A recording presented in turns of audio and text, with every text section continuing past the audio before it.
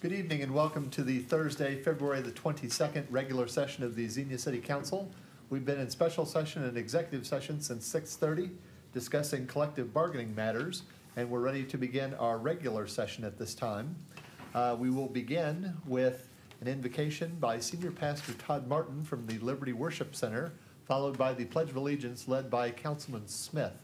If you would rise with me for the invocation and pledge, please. Good evening. Let's bow our heads. Heavenly Father, in the name of Jesus, it is our privilege to invite you here in our city council meeting. We humbly come before your throne of grace and thank you for your continued blessing upon our city. We pray tonight together for our mayor, our council, our city officials, and our servicemen and women. We ask that you would give us wisdom to each issue and topic that we present tonight.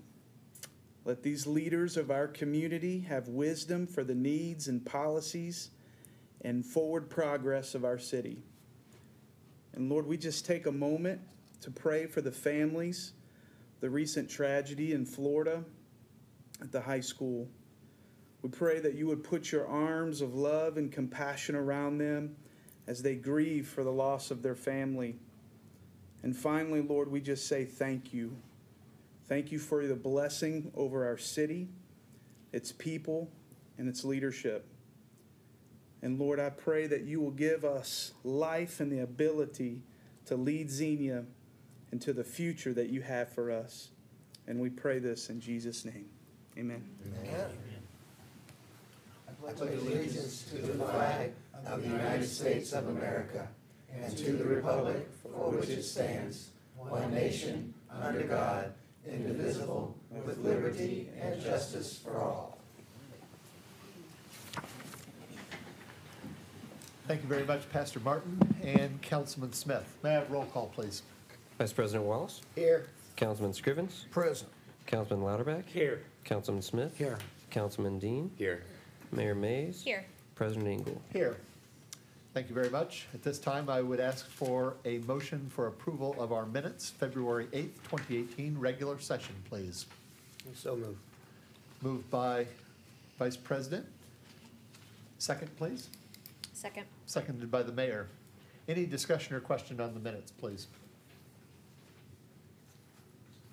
Seeing none, roll call. Vice President Wallace. Aye. Councilman Scrivens. Aye. Councilman Louderback. Aye. Councilman Smith. Aye. Councilman Dean. Aye. Mayor Mays. Aye. President Engel. Aye. Motion carried. Thank you very much. We have no special presentations scheduled this evening. This time we have opportunity for audience comments. If anyone would care to come and address the Xenia City Council, please feel free to do so.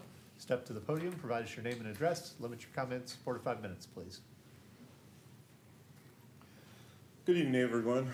My name is Ray Sayers. Grew up in Xenia. I love this town. When people disparage Xenia, I take it personally. I'm an outside sales rep, and I travel Southwest Ohio, and I service the vast majority of Ford dealers in Indiana. As part of my travels, I spend a lot of time in the greater Indianapolis area, and if anyone has had the opportunity to spend time in Fishers, Noblesville, in that general area, you see the use of roundabouts is astounding. And I must admit, when I first encountered roundabouts on a regular basis, it was a little unusual, but I must say, much safer, smoother, effortless, and I think it provides a really beautiful aesthetic to the community. I can't think of a better place in Xenia to put a roundabout than what's being proposed up here on the north side of town. I travel to Cedarville at least once a week and go through that intersection regularly. I think that beautiful aesthetic going into that end of the town would benefit our city greatly. My tax dollars are all the way behind it. So I know you're going to get a lot of grief tonight because none of us are happy with the roads, but my fellow citizens, I travel Southwest Ohio and Indiana, and the roads aren't good anywhere. And so I travel Colorado Drive every day. I've owned my house for a long time. I choose to live on Michigan Drive. I'm fortunate enough that I was able to retire at 45. I work now as a major automotive rep because that's what I want to do, Plus, I got a few race cars, and it supplements my hobbies. So I choose to live in the town. My wife has sold an immense amount of real estate already this year, but it's tough to stay in my happy little neighborhood because I got the best neighbors ever, because that road is tough to deal with. And from my wife's perspective as a realtor, if she was to bring prospective clients, into my neighborhood, I love the States. I'm fortunate I can live anywhere. I don't have to live where I do. I'm not confined by my income. And I only want to see the best. So I know you're going to get a lot of grief for the shape of the roads, but they're bad all over. But I can't tell you, what a beautiful thing that would be for that in the town. And I really hope it gets approved. So that's all I got to say. Thank you very much. Would anyone else care to come and address the Xenia City Council this evening, please? Good evening. My name is Alexander Boughton. I live at 481 Ridgeberry Drive. I just wanted to let you guys know that the Frontier Truck Club is actually getting more involved this year. Right now, the only events we have are the First Fridays and the Community Festival Parade and the event itself. I'm up here tonight just to let you guys know that we're involved with those events, and if there's any way we can get more contacts, or if there was a way that I can get involved with helping the event planners, I'd be more than gladly to take time out of my day to go help them plan things or give ideas or anything like that. We're actually pretty excited when we got those emails saying that we were welcomed back. So we're actually meeting March 3rd to tell everyone the good news we have that we received for the emails. But if we can get more contacts from anybody and everybody, that'd be greatly appreciated, because we're trying to make a difference in any way, shape, or form. But that's all I have to say. Thank you very much. Thank you. Would anyone else care to come and address the Xenia City Council this evening, please?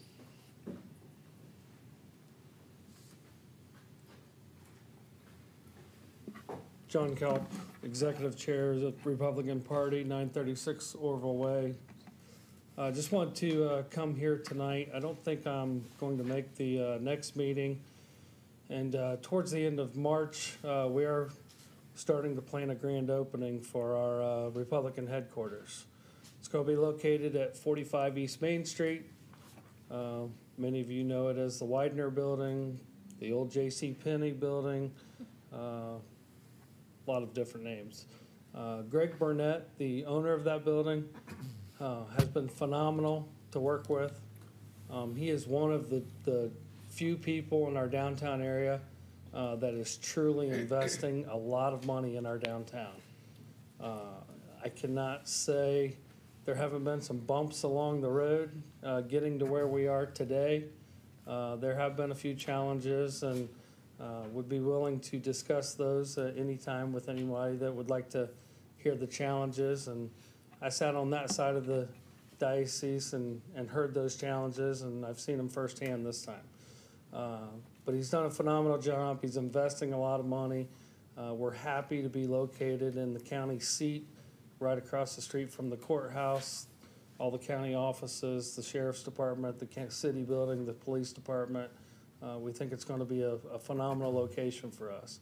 We're planning a lot of activities out of that facility, voter registration, hopefully have a library set up in there where people can come in and take some books and maybe learn about the Constitution, learn about the Bill of Rights, learn about conservative values, take a book, loan it, borrow it, bring some books in for others to share. We'll have hopefully some retail merchandise in there for donations. A lot of different things are going to happen out of that building. So just want everybody to know we will send out a formal invite to everyone when we do have that grand opening. We are going to have a donor appreciation event prior to that for anyone that would like to donate to the project. We're always seeking donations. Without donations, that project isn't feasible. We've had a lot of support throughout Greene County so far, but we'll gladly take any donations at P.O. Box 401, Xenia, Ohio 45385. And if you donate, you will get a invite to that donor appreciation event. So just want to make sure that everyone knows that everybody's welcome. We'd like to see some people there when we do have that grand opening, and hopefully see you guys all stop in and take a look at Greg's work, because that building, from where it started to where it is today, has definitely exceeded my expectations. So real pleased with it, and if you guys see Greg around town, I'd pop a thank you to him for investing in our downtown. Thank you very much. Would anyone else care to come and address the Xenia City Council this evening, please?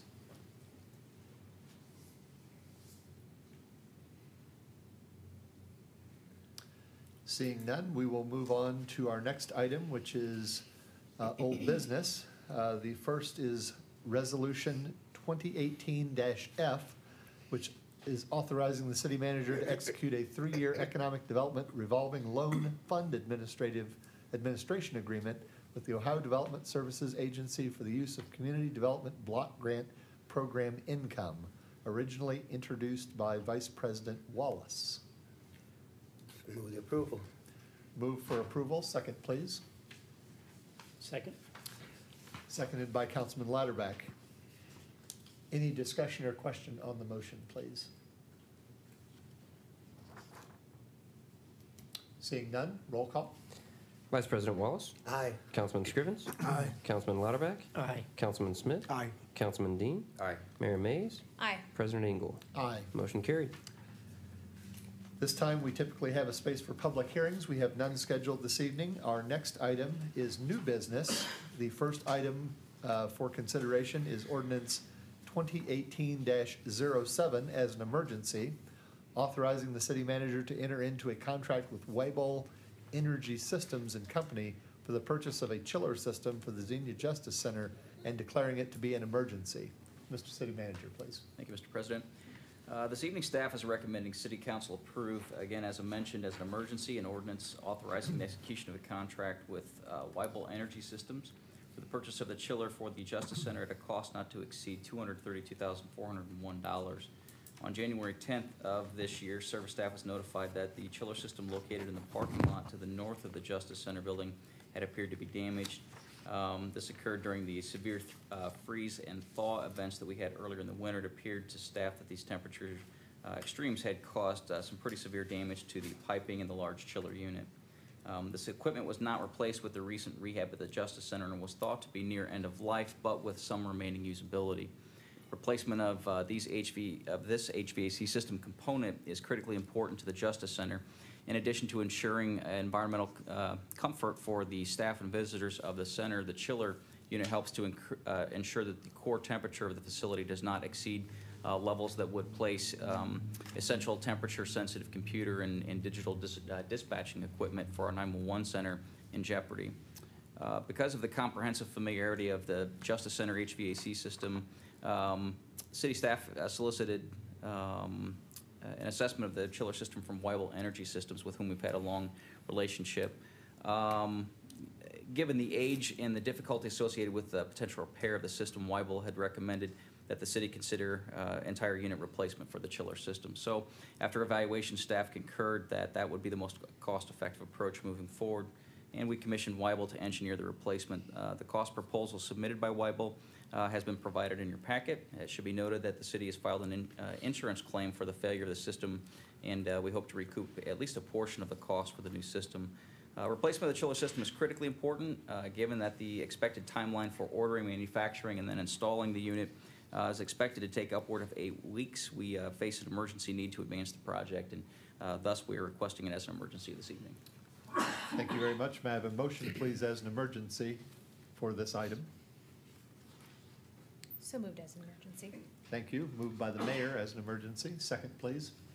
Second, Mr. President. Seconded by Councilman Scrivens. Any discussion or question on this motion, please?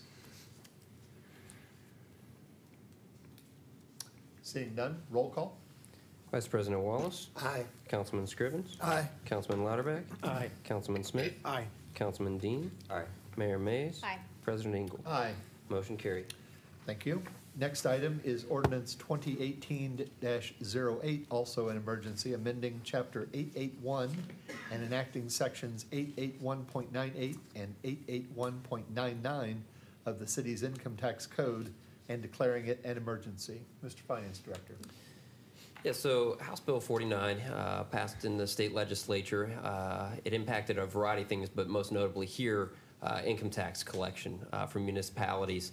Many of the provisions of House Bill 49 were supposed to be effective at the end of January, but there are several class action suits filed by municipalities, one of which we were party to, that did put a stay on some of those regulations for a period of time.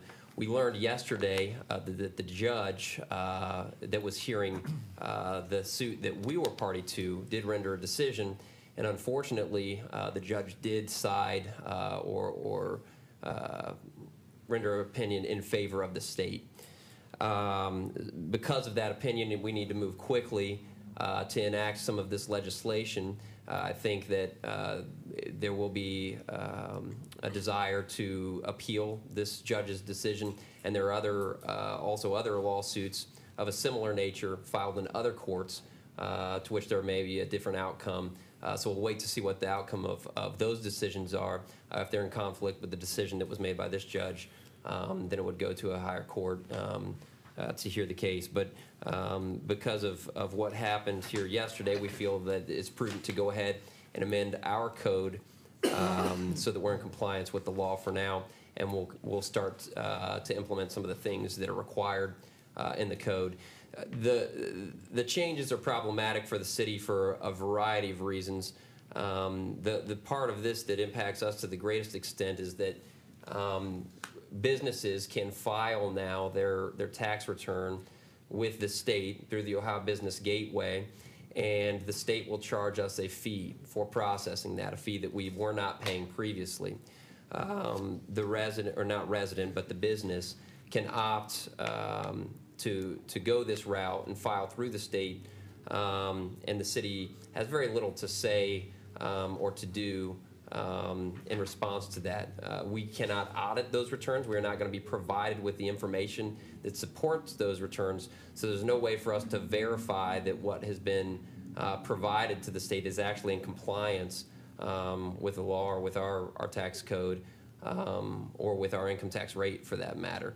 So it's troubling on that front. It also creates a lot of work for the city because as these people elect to go through the state for filing, the city has provided some forms by the state that we're required to turn around and send off to the state that document things like the net operating loss that'll be carried forward, things of that nature, and it'll just create an additional burden to us, and yet we will be charged a fee for the state administering this. So there are a lot of problems. I think the biggest issue, though, is that this sets a precedent that would allow the state to become more and more involved in collection of municipal income tax and potentially ultimately take that responsibility from the city. And who knows what fees may result or what type of compliance will actually be involved in that. So we're troubled in a variety of ways. There's other movement to do things like enact law that would require or would allow the city only to tax residents who live in the city but not people who work in the city, which would be a major hit to our tax base and impact our operations to a tremendous extent. In fact, that type of a change in the law would be catastrophic for us financially. We would have to completely revise and revisit the way that we fund general governmental type operations. So the city is not thrilled with the decision. We are proposing this ordinance that essentially says we will follow the law, but begrudgingly and in protest. And so we'll see how things play out down the road. And I don't know if Danette has anything else to add from a legal standpoint or not. But I just want to clarify for you that this decision was not a decision on the merits. The court has not ruled on the constitutionality of House Bill 49.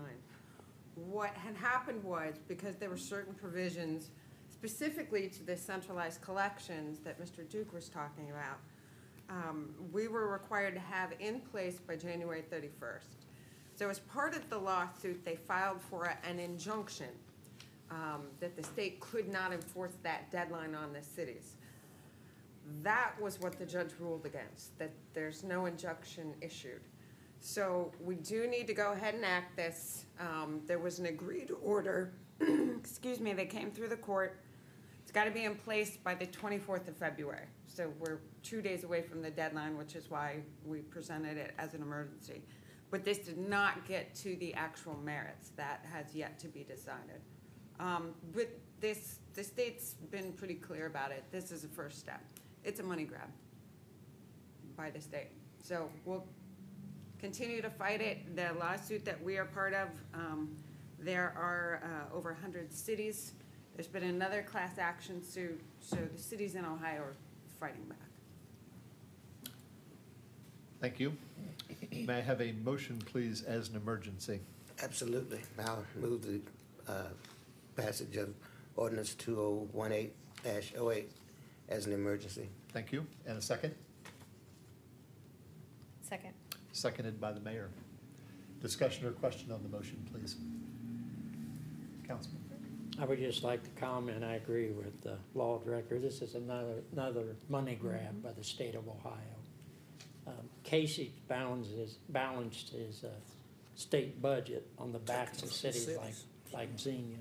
So this is just another example of the state big brother watching over us. Do we have any idea, I know you probably don't, what that'll mean financially? We don't know who's going to file with the state. I mean, It's very difficult to say. We've received 6 applications right now for businesses who would like to file through the gateway. They have to file by the end of the month, so we'll see how many actually end up coming in the last few days here. But you know, there will be a fee assessment. We know there will be some financial impact to us. But it's difficult to know what the financial impact will be because, again, we can't judge whether or not they have enforced the law correctly because we won't have any of the information to audit the returns. So it's hard to say exactly what it will cost us. I don't think that this particular measure will be extremely costly to us. But if it sets a precedent that some of these other things can come to fruition, then that would mean that would be significant to us as far as an expenditure or a loss of revenue. thank you. Any other discussion or question on the motion, please?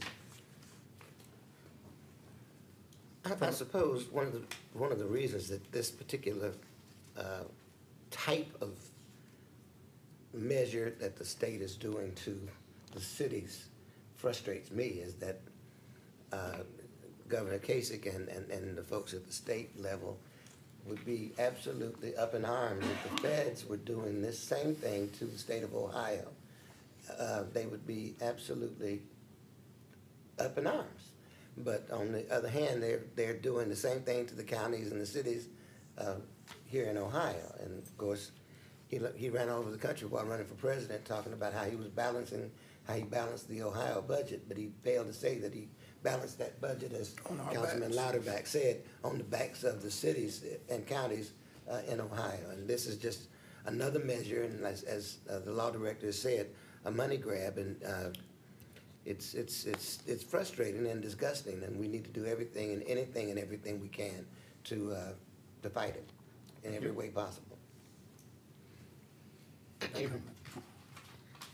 For myself, I would just ask, while this issue is before the Ohio court system right now, I would continue to encourage, as I have in the past, any Xenia resident, or any resident for that matter, hearing this who has concerns about rights being removed from cities that have home rule authority and taken to the state level, please write your state representatives, state senators, the governor, write a letter to the court. Let them know your opinion. Write a letter to your federal representatives. Let your voice be heard. If there's no other discussion, I would ask for a roll call, please. Vice President Wallace? Aye. Councilman Scrivens? Aye. Councilman Lauterbach, Aye. Councilman Smith, Aye. Councilman Dean, Aye. Mayor Mays, Aye. President Engel. Aye. Motion carried. Thank you. Next item is Resolution 2018-G, seeking an introduction, establishing a streetlight district number 2 within the Sterling Green Crossing subdivision and declaring the necessity of improving city streets and public ways within street lighting district number 2 by the lighting thereof for the years 2019 through 2022. Mr. City Manager, please. Thank you. It is recommended this evening that a resolution of necessity be established, to establish a street lighting district number 2 be introduced for consideration pursuant to new requirements in the city's land development code. The developer of a subdivision that is interested in including street lights within the subdivision must agree to a streetlight assessment for the benefiting lots within the new plat. In accordance with this, M1 Development, the developer for the Sterling Green crossing subdivision, Section 2 has received a cost to install 10 streetlights along with the monthly electricity fee per the city's contract with Miami Valley Lighting. The developer is responsible for the initial cost to install the lights, but the city will be responsible for paying the monthly electricity cost moving forward, as is currently the case for other lighting around the city. Adoption of the proposed resolution of necessity to establish the district number 2 will result in a streetlight assessment being included on the individual lot owner's property tax duplicate from the Greene County Auditor. Based upon the City of Xenia's current contract with Miami Valley Lighting and including the administrative fees associated with the continued assessment of each lot on a yearly basis, the owner of each of the 37 lots within Section 2 of Sterling Green Crossing, I'm having trouble with that tonight, subdivision would pay an annual fee of about $33.96. Staff recommends council introduce the legislation this evening for the new district. Thank you. May I have an introduction from one of my colleagues, please? I'll introduce then. Thank you. That was your baby, dude. Last item under new business is an administrative motion approving our schedule of bills in the amount of $278,313.48. Mr. Finance Director, anything else to add? I have nothing. May I have a motion, please, to pay our bills this evening? So moved. Moved by Councilman Lauterbach. Second, I'll please. second that. Seconded by Councilman Smith. Discussion or question on our bills this evening, please.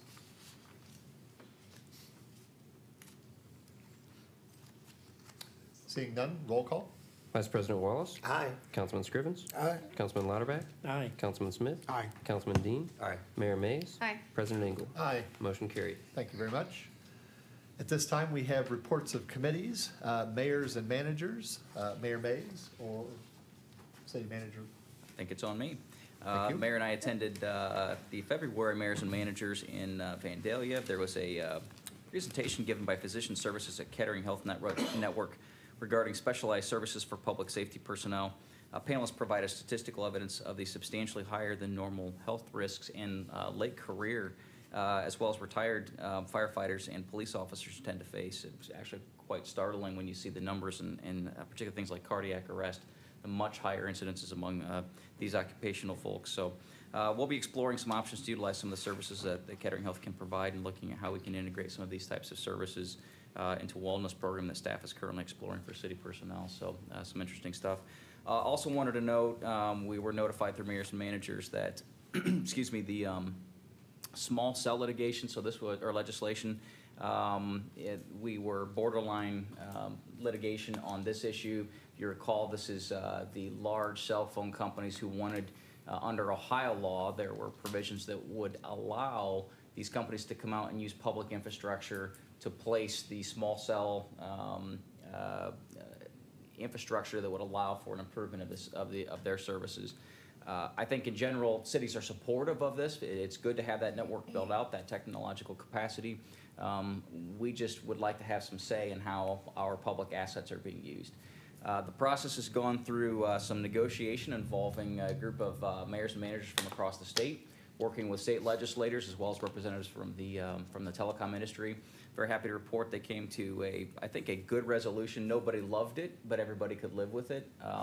It resulted in a bill that has passed the House. It's expected to pass the Senate within the next couple of weeks. So again, a good compromise. It was a good area to push back on, and I think we have a much better result on the back end. So that's it. Thank you. Any question for our city manager or the mayor from mayors and managers, please?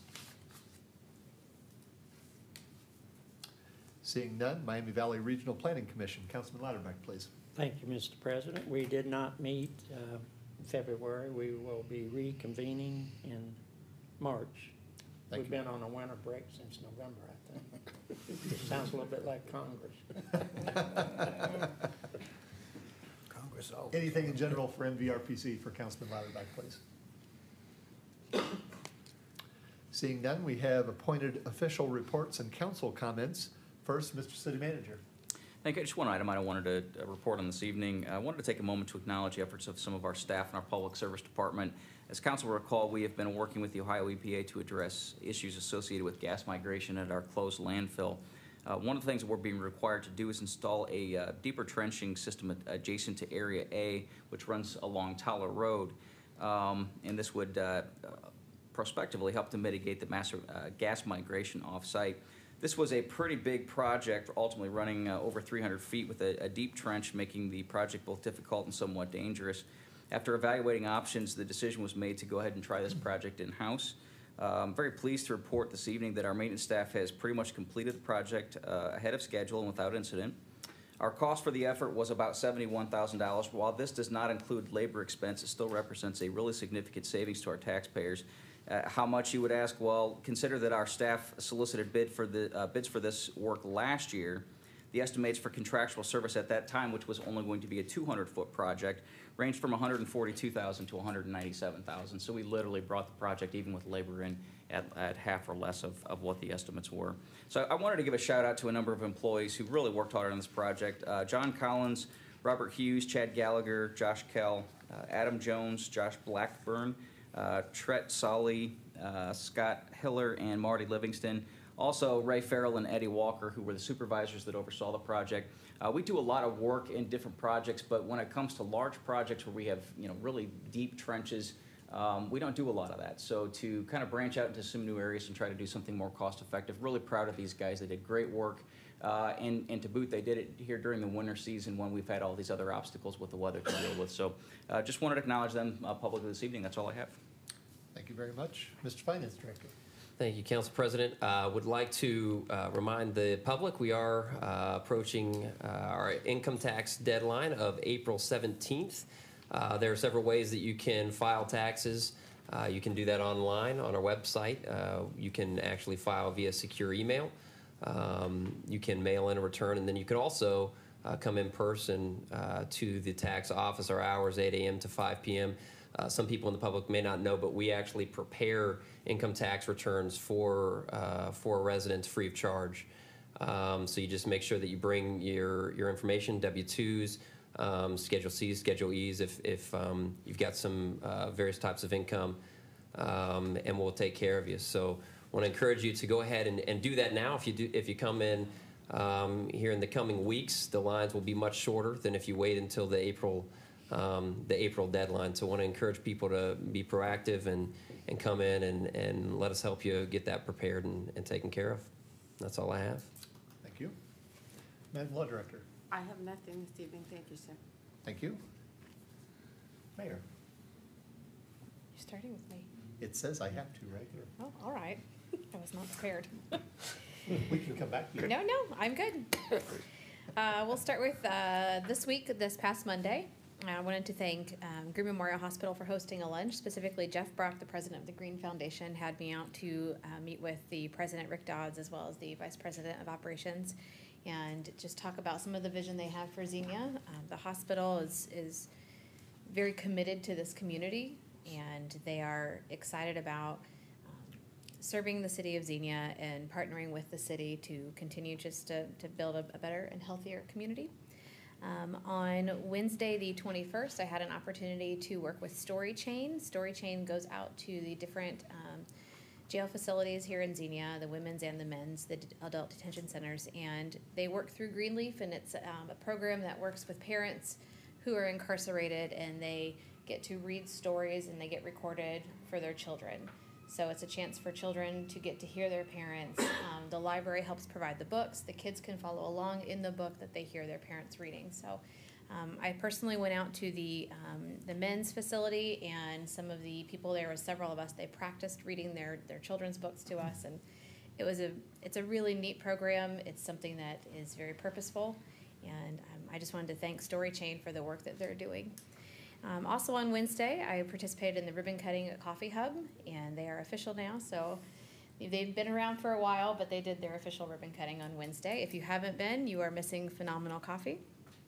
And then a reminder that on Sunday, the 26th, is Day of Caring, and it's going to be at the Senior Center, 130 East Church Street. That's just across from the YMCA. That's Sunday from 8 a.m. to 1 p.m. It's a pancake breakfast and lunch, and the proceeds are going to help with the home-delivered meals that the Senior Center provides. They provide a lot of meals in our area.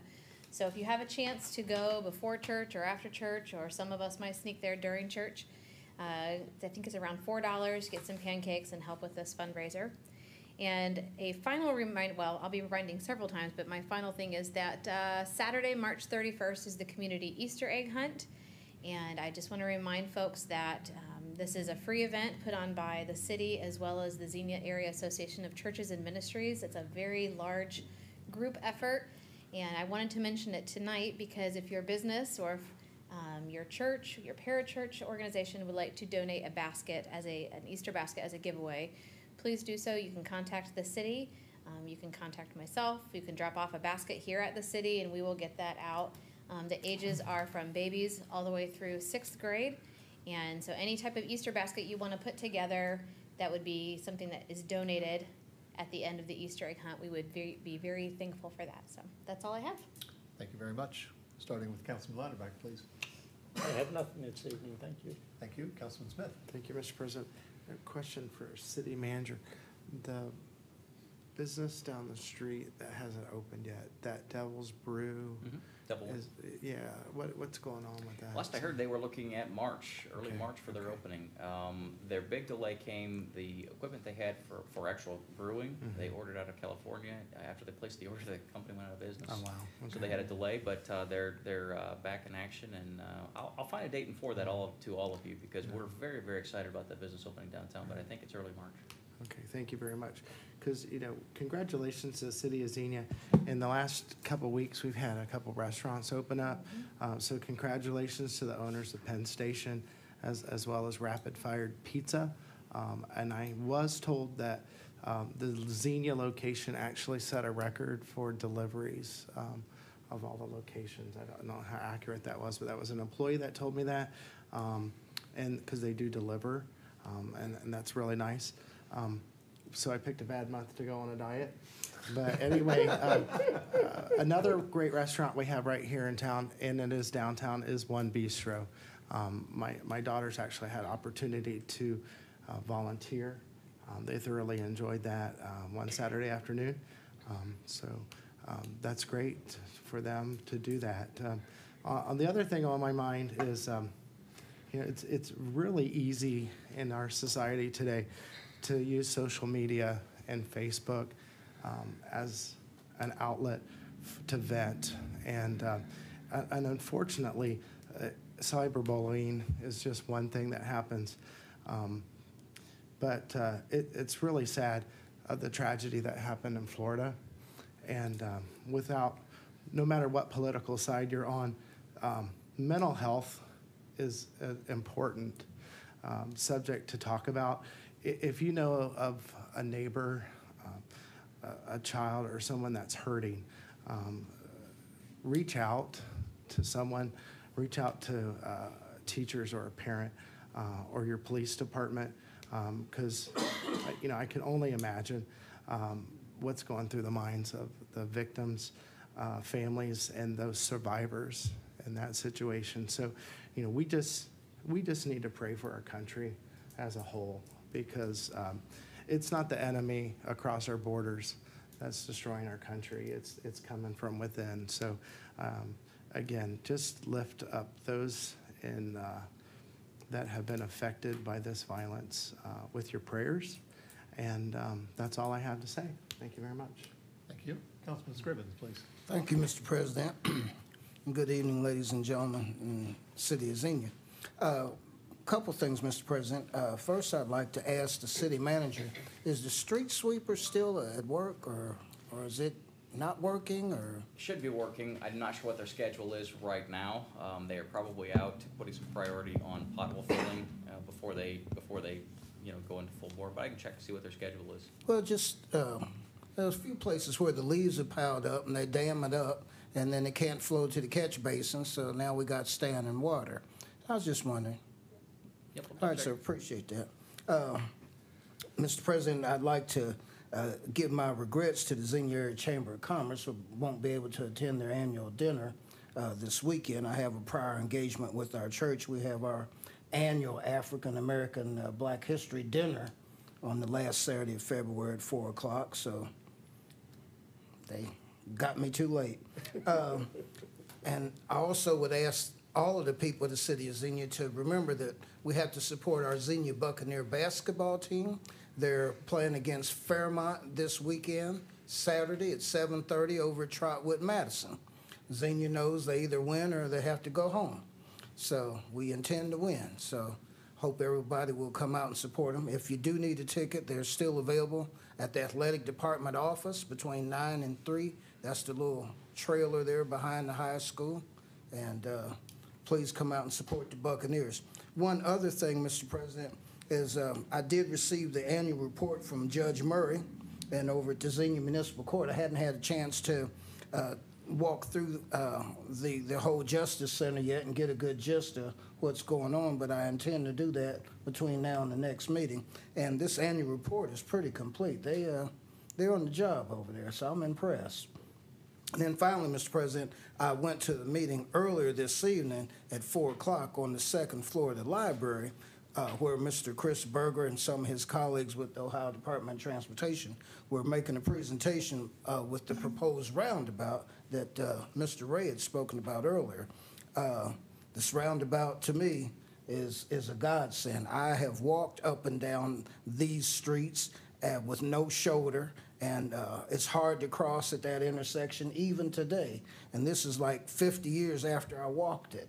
So to see some improvements and to see progress being made, it's really a good project. So we're four square behind this US 42 intersection improvement project. And with that, Mr. President, I yield back the balance of my time. Thank you sir. very much. Councilman Dean. I have nothing to add tonight. Thank you. Mr. Vice President. Thank you. I would just like to add my comments to those of Councilman Smith, to our prayers for the people who lost their families in Florida, the 17 families who lost their children there. But I want to, in addition to the prayers for those families, I want to applaud those surviving youth that have become very, very proactive and want to work to become change agents and really work on trying to get the legislation changed and the law changed, because I applaud them with saying it's ridiculous that 18-year-olds can go out and buy weapons of war. They can't go buy a beer, but they can go out and buy weapons of war and cause that kind of havoc in the school system or in high places of gathering places.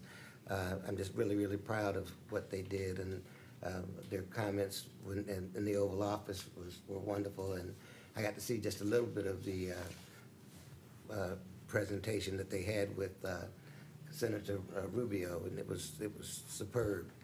And I want to get a plaque, Mr. City Manager. I was the very first customer for Penn Station. I was the first customer at Penn Station. I got the email that said that they were opening at 5 o'clock Right. on last Friday, was it? Friday a week ago, 2 weeks When it was ago. raining. 2 weeks ago. And when I got that email, I said, I want to be there when they open. So I was there at 5 o'clock, and they weren't quite ready, so I waited until they were ready, and was the first person in line to get my order, and I was the very first customer at Penn Station, and I truly enjoyed the Penn Station. Order that my family dinner came from Penn Station on that very first day. Now, I am concerned I did not make the roundabout meeting. When do they expect to get started? Well, from what I've been given to understand by Mr. Berger, that the project is afoot. We've spent so far $237,000 on design and survey. So we're now getting community input and moving forward with the project. Okay, do we know when we're gonna be breaking ground and getting started? We're looking at about spring of next year, he said. Yeah, Okay. yeah, we're at the 95% point relative to the engineering process. And just to correct the number that Mr. Scrivens gave, our total local match is about 230,000. The other remaining 860-some thousand, I think it is, will be federal dollars through MVRPC for safety. So we are about $120,000 into our portion of that. So far, so good. Again, mixed results on this project. I think this is a project that when it's done, people will appreciate it. If you recall, some of you will, we had the hospitality and Main Street project. A lot of folks said, why are you doing that? It's a waste of money. And I would find really no one that would argue, now that that project is complete, the value and the safety enhancements that it's brought out at the Progress Center area. So, yeah, it's a good project. We're excited to get it moving forward. Well, living as I do in the 200 block of Church Street, I am excited about the roundabout at Church, and of course my church is on Columbus. I'm very, very excited about the roundabout there at Church in Columbus. But I am a little concerned about how we navigate that traffic during the construction phase.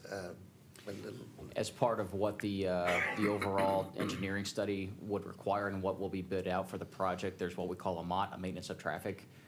It's part of the requirements so that we can maintain the traffic in both routes. So as we get closer and that gets finalized, that's the details we can share here, because that is a pretty busy intersection through there. So. Right. Very good. Thank you. Thank you. Yes, sir. Will you be first in line to go through that too?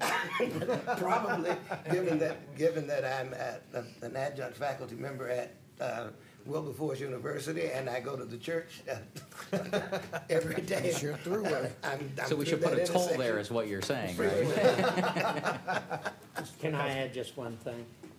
Correct me if I'm wrong, that a lot of the citizens on the roundabout, the money that the city's spending cannot be spent on anything else. Is that correct? So to be clear, a portion of what we will pay will be from our the limited use funds we have. So we can't use it on just any street. And again, the vast majority of the funding for the project will be coming from these federal safety dollars through the Surface Transportation Program. So yeah, I mean, it's limited use. Could you have used it technically on some other larger roadways? Perhaps, but this project's actually been in the works, believe it or not, since 2013 is when the award of this grant originally circulated. So, long time in the making to get this project complete. No, I think it's a good project. I just, some of the citizens are a little bit confused on. Yeah, specifically, folks say, well, we're getting all this money. Well, again, almost $900,000 of this are federal transportation dollars through MVRPC. Yep. We would not have gotten those monies were it not for this project. Yeah. Thank you. Thank you. For me, I would echo comments from a number of my colleagues. The comment in regards to the coffee hub, all I can say is if you go to the coffee hub, I'm not a coffee drinker, but I will go there any day for their apple fritters. Oh, yes. Highly recommend to anyone their apple fritters. And I think people have already taken to that, because by the time I usually make it in there on a Saturday, after one of my son's, soon-to-be grandson as of this summer, his basketball games, they're either almost or all gone. So, but keep coming into the coffee hub. It is a great addition to the downtown, and they have some really great offerings. Regarding the taxes, would echo comments from the finance director. I brought my taxes in. I typically do my own, but I waited in line perhaps 5 minutes, and then was out the door 2 to 3 minutes later. They're very fast, they're very efficient, but most importantly for the citizens, one of the major improvements made that this facility offered, as opposed to our old administrative building, there is close to absolute privacy for an individual coming to talk about a sensitive matter such as bill payments, taxes, that sort of thing, with our new setup. And I would advocate for anyone who wishes to come in and take advantage of that, please do so. Staff is very courteous, very fast, and it's a good return for you. And then finally, I was going to say something akin to what Councilman Smith and others have said. Clearly, all of our condolences go out to Florida and any of these other cities and locations where we've heard of not perhaps executed gun violence, but the threat of gun violence. Obviously, all of our thoughts and prayers are with you that that could be brought to some kind of conclusion.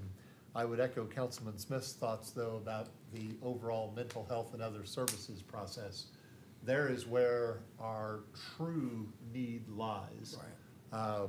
Because without those kinds of issues, I would suggest the likelihood of mass shootings and such things would be a great deal less. And what I would bring that back to for purposes of any citizen in Xenia is, please, as has been demonstrated by some of the findings out of the Florida affair, if you see something, if you hear something, say something. Please. Call our safety services, provide that tip. You don't know that what you may see that you may think of as casual or not that threatening could be the singular piece of evidence that causes our safety services to be able to step into a situation and stop it from ever happening. So please, you've heard it before on TV, if you see something, say something, and you will make our community a safer place. If there's nothing else from my colleagues, I would ask for a motion to adjourn, please. So moved. Moved by Councilman Latterbach, second please. Second. Seconded by Councilman Smith. Roll call. Vice President Wallace. Aye. Councilman Scrivens. Aye. Councilman Latterback. Aye. Councilman Smith. Aye. Councilman Dean. Aye. Mayor Mays. Aye. President Engel. Aye. Motion carried. Thank you. We'll do another one.